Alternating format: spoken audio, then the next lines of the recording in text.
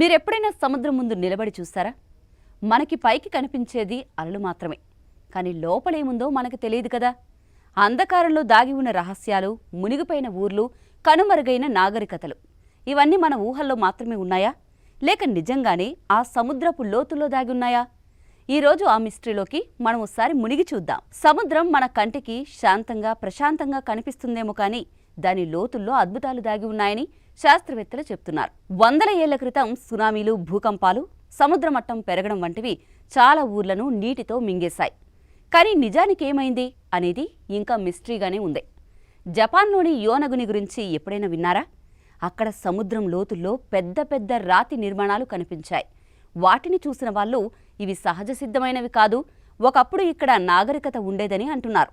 కానీ శాస్త్రవేత్తల్లో మాత్రం ఇంకా వాదోపవాదాలే కొనసాగుతున్నాయి. మన భారత్లో కూడా ఇలాంటి కథలున్నాయి.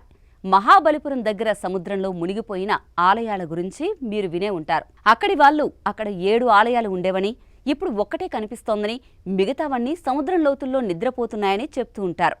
ఇక అట్లాంటిస్ కథను మరచిపోలేం కదా. గ్రీకు తత్వవేత్త ప్లేటో చెప్పినట్టుగా అది ఒక అద్భుతమైన నగరం, అత్యాధునిక నాగరికత.